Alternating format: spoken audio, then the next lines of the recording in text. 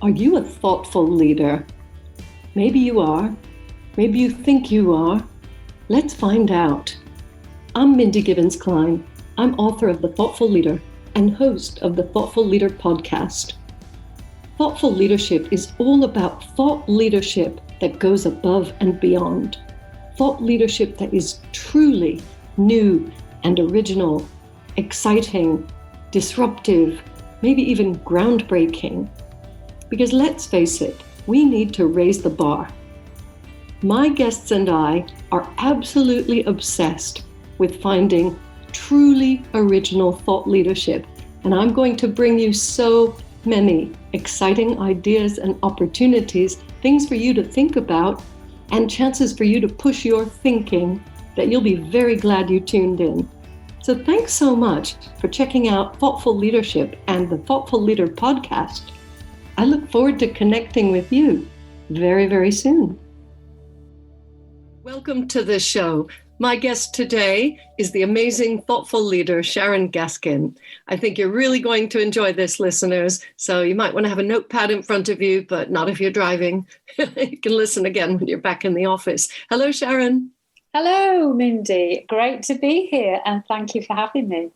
Well, you were recommended, and that's always a good sign. And in fact, that's what we like to say about thought leaders and thoughtful leaders. People are talking about them for the right reasons and recommending them for interesting opportunities. So hopefully this is one. I'd love for you to tell us a little bit about yourself and your passion. Oh, can a passion be outside business, or does it have to be inside business? Wow, whatever you want to talk about. How exciting. Go for it.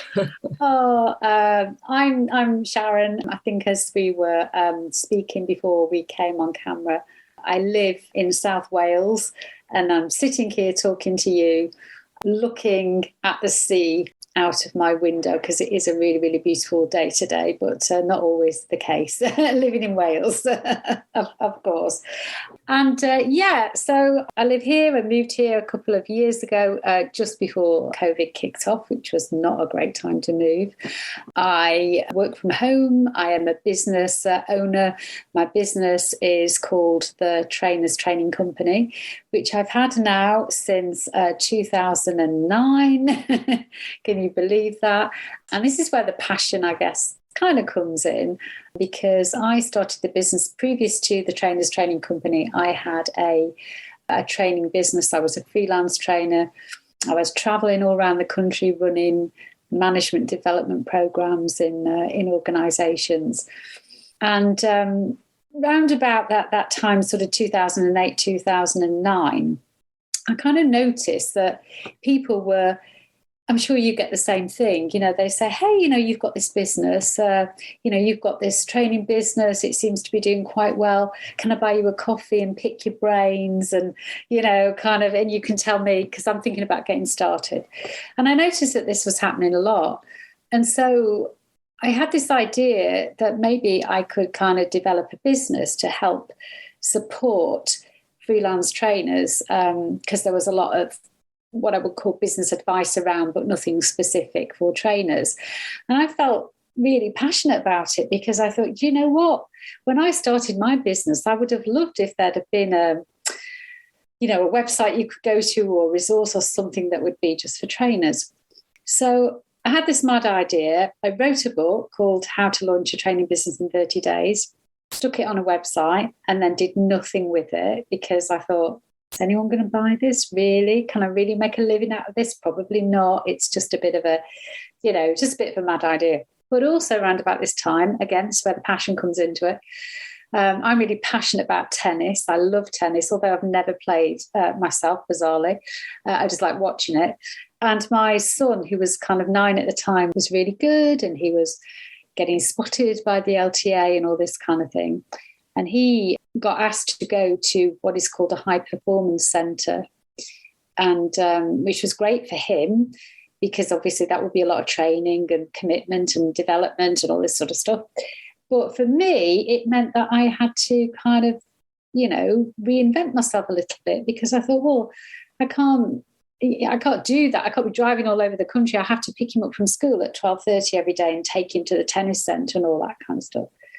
So I went back to this idea that was, kicking around on this one-page website, this passion that I had for helping freelance trainers and supporting them to develop businesses, and thought, well, maybe this is it, And so I closed my training business down and decided to concentrate full-time on my little boy with his tennis and one passion, and freelance trainers running their own businesses with another, and set up the Trainers Training Company. And that was a very long answer to your question. Well, you did end up talking about professional and personal life, which we like, because the thoughtful leader is a real person, and they're not just a business person or just a person. So thanks for including that and helping the listeners get to know you. I think we must have connected many times. In fact, I'm sure we've even met because of the training background. That was my my second job, but my first real job when I still lived in the US, and I became a sales trainer in 1987. So yes, if people they think I look so young, but I'm actually old. And I love training because I'm always having training myself on various things, and we can't be good at everything, at least not instantly. So thank you for supporting the trainers who support everyone in all of these different aspects, Sharon. This is the Thoughtful Leader podcast. And so, of course, I have to ask you a question about being thoughtful. You already answered it in a way because you've had to be more thoughtful about where to take your career because of what the situation you're in. Have you had any instances where you personally have needed to be thoughtful recently? When you say recently, define recently. Do you mean in the last few weeks or the last, That is entirely up to you. And I like asking broad questions of my guests because, I don't want to be too prescriptive. The past few years, maybe.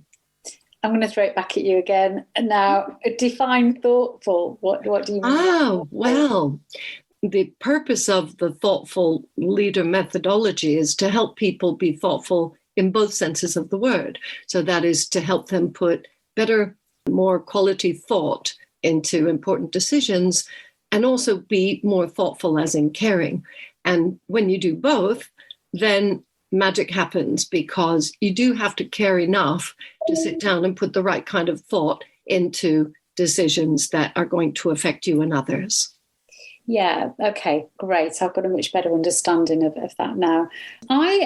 It's an interesting question as well, because I am normally a very, very decisive person. I am kind of a sort of do now, think about it later. I guess I'm kind of quite impatient, and I just want, to go back to the tennis, and I will come on to a business example in a second. But I remember years ago, my son Ryan was at the tennis centre, and they'd had a few changes in coaches, and a lot of the parents were very unhappy, and I was a bit unhappy as well, and all the parents were complaining about it. And I used to get frustrated because I thought, don't just complain about it, do something. And I don't want to be one of these parents who is still standing on this balcony complaining about the same things in a few years' time. So I took my decision to take my son out of there and send him to Spain, to another academy. That's another story. But I'm very like that. I'm very decisive and make quick decisions. But just recently, there was a decision where I was definitely a lot more thoughtful and didn't just go, right, this is what I'm doing, and like it or lump it. I think the difference is I'm very decisive when decisions just affect me, but when they affect other people, I am definitely very thoughtful, to the point where I become indecisive because I don't want to upset people, and I want to please everybody, and I don't want to take the wrong decision. So I have a membership community, Trainer Talk, and a big part of that membership community is the fact that we run 4 live days every year, so they're once a quarter. And they're always really great days, really well attended. Pre-pandemic, we were getting 50, 60 people there. most of the members, but, we'd get a few non-members coming along as well. Great days, great buzz, inspirational, all the rest of it. Then, of course, COVID hit and we had to, we couldn't run them face-to-face anymore, but I decided to carry on doing them, and we did them virtually. Even though it was a whole day event and it would be initially, I was thinking, can we really do this virtually? It's not going to be the same, but we did, and people enjoyed them and still got value, etc., etc. But then, of course, now that phase, we're kind of moving back into, potentially we could hold them face to face again. And I was didn't quite know what to do, because this was probably about October time last year. And unfortunately, the venue was being quite, they wouldn't let me make my mind up like 2 weeks before. They had massive cancellation fees, and they wanted me to make my mind up in October about an event that we were running in March, And you can imagine, if you rewind to October last year, it was impossible. Yes, we were all being vaccinated, but yes, we had Omicron rearing its ugly head. And yes, who knows? Who knew what was going to happen? So I was kind of like a little bit, so I had to, instead of making a decision and making the wrong decision because it affected other people clearly, I really went round the houses and I messaged or spoke to every single person in my membership personally. And to be no further on in the sense that, of course, it was divided opinion. There were those who couldn't wait to get back to face and didn't really care. And there were others who had really enjoyed virtual and didn't really want to. Plus people who had, frankly, never been able to come to a live event because they lived in another country.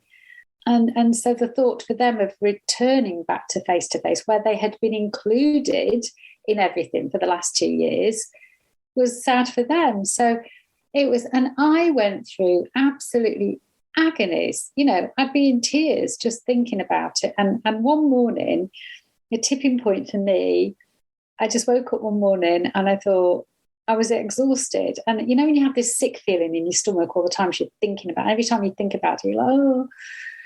And I just woke up one morning and the first thing I thought of was that I'd got yet another message from one of the members saying, oh, I want to go back to face, whatever. And I was like, oh. And I thought, do you know what, Sharon? Nobody cares about this as much as you think they do. The amount of energy that you're pouring into this, like, emotional energy. Just make a decision and kind of like, just knowing that you can't please everybody, which is what we did. And in the end, we did. I said, look, let's run the event in March virtually to be on the safe side, because, and what we're having now is we're having a 2-day event in September of this year, a face-to-face one. And then we're having another virtual one in December for this year. And then next year, let's see whether we do a virtual split or face-to-face or whatever. But that's what we're doing for this year. And as soon as I made the decision, I felt like a great big weight had been lifted. But I suppose that is an example of me being thoughtful in my decision-making, even though it would have been much easier to go, do you know what? This is what I'm doing. Yeah. Wow. I went through a similar thing. Many of our listeners might know about the Above and Beyond conference. We ran the first one in person in a beautiful venue, the Quaker Place in central London, Friend's House. Oh my gosh, it was so wonderful with the skylight and the atmosphere. And then COVID hit. So many stories have, and then COVID hit. But it was a reality, and I can relate to everything you were saying. And we did move online for the second one. And then it was all about the third one. Should we? Exactly the same as you. We could do it in person, but there were people, nervous or not able to come. And so we made ours virtual for a second time, which was our third event. So thank you for sharing that. And what I got from that, in fact, is that you put a lot of thought and care in and then made a fast decision. So the point about thoughtful leadership is you don't make a quick decision without thinking at all, which you've agreed you don't do. And then as I said in The Thoughtful Leader, how long is a piece of thinking? As long as it needs to be. And in your case, that's as long as it needed to be. And, sorry it was so emotionally draining, but I think a lot of the listeners will be able to relate to that. And that there are these big decisions that you have to put the thought and care into, and then be decisive. And of course, the Latin root of the word decisive is to cut off all other options. So just snip, cut, and move on. So thanks so much for sharing that. I would love for you to share something that you intend for the future. So people have lots of plans, and they're taking their business forward, or they have another business, or they have a passion project. And you've already alluded to having different passions. But is there something that you're planning that people should know about? Oh, something that I'm planning that people should know about. Do you mean like the business going in a new direction? Or? Sure. I mean, they're going to look up your business anyway. That we've got the bio and the show notes, and I'm sure people will want to connect. But this is your chance. This is your 15 minutes and plus a few more of fame. So, what is it you would like to share with the listeners to help them understand, where you're going and where you're taking things? I think you caught me actually in the middle of a sort of exercise that I'm doing in my business, which I was sharing with my Mastermind members the other day. I run a Mastermind as part of my business. And I showed them a picture of a woolly mammoth and said to them, what do you think this is? And one of them said, I don't know, your business? And I said, yeah, exactly. Yeah, exactly. That's how my business feels at the moment. And I think my business has grown certainly over the last 5 or 6 years, sort of more rapidly than I thought for various reasons, and has been great. And we do a lot, and there's lots of different products and services and lots of things at different price points. And I've got involved in more things, and that meant that I've had to outsource more, and got more people in my team, and etc. etc. etc. I've just reached the point where I've just felt that my business has become like a woolly mammoth, and kind of with growth brings complexity sometimes, and sometimes that means that it's great to outsource and great to use other people, but not always, but certainly recently, it sometimes means that you kind of take your eye off the ball a little bit, and you stop paying attention to maybe things that you kind of used to pay attention to, because you assume that things are just being done or running or whatever. And I just had this realization, and I just thought, what, this is a really good time, particularly over the summer months, to just take a step back and do this kind of streamlining, decluttering, simplifying, delving into my business. And I'm going into the first stage. I'm doing this massive decluttering exercise, almost like clearing the decks of stuff, look into systems that, do they still work? Are they not working? Why they not work? All these sorts of things. And then once I've done that, then almost like remodel everything again. That's kind of, and already it's feeling really cathartic to kind of do that. It's I'm not sure whether that has answered your question, but that's what's coming up for me. But in terms of what people can come along to, obviously you can see all the different products and services that are on the website, and obviously Trainer Talk Live will be the big, the 2-day event that we'll be running on the 29th and 30th of September. If you have any trainers listening to to your podcast that wanted to come along to this event, which will be a big celebration, because it will be the first time that we've all been together in 2 years, 2 and a bit years. So. Well, I wish I could be there, but I'm meant to be traveling, fingers crossed. So anyway, I'll be thinking of you. The fact that you have shared that means that you are a true thoughtful leader, because you're sharing what's really going on authentically. Some people would not share that. Some people would be like, oh, everything's great, everything's perfect, and we're just going from strength to strength. And that's nice, that's inspiring. I think it's more inspiring when we hear the real stories of real people going through real shifts and just, reflecting and doing the kinds of things you're talking about. And I know that you didn't just mean decluttering in a physical sense. So that's also important. We do have a couple of minutes left, literally 2 minutes. I would love for you to share any tips for trainers. So, this is your thing, and how trainers need to be thoughtful, or what you think trainers should be thoughtful about today. Gosh, that's probably a very relevant question, isn't it? Because I think coming out of the pandemic, well, let's face it, during COVID, the training industry was probably one of the ones that was the most effective, along with venues and hospitality, because their business was face to face.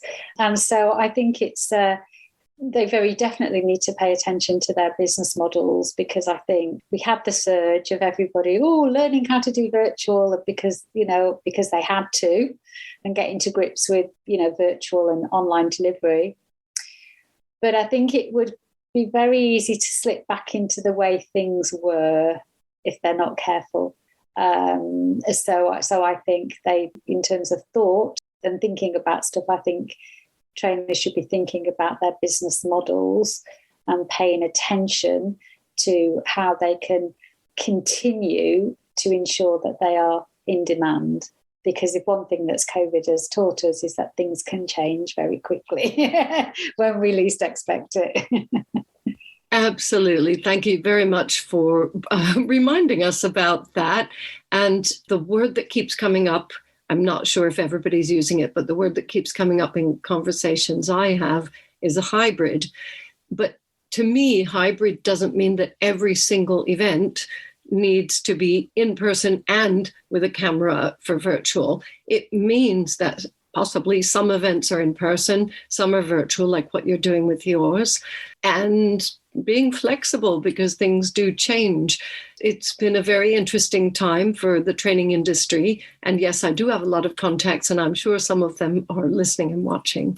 So I'm sure you will be contacted, and I'd encourage the listeners to reach out to Sharon, connect, learn from her, and listen to her wise advice about looking at your business model and possibly doing a bit of thinking and maybe decluttering, and follow her excellent example. So thank you so much for your time today. Sharon, it's been a pleasure. Oh, thank you. And thank you for inviting me. And it's been a pleasure too. Thank you. I hope you've enjoyed this episode of The Thoughtful Leader, and I hope it's inspired you to be more thoughtful as a leader in your business. Please consider subscribing and leaving a review. An important question for you. Do you want to create a culture of thought leadership in your organization? My best-selling book, The Thoughtful Leader, is available now on Amazon and many other sites in paperback, ebook, and audiobook formats. Please visit www.mindygk.com for more great content. That's www.mindygk.com. Speak to you again soon.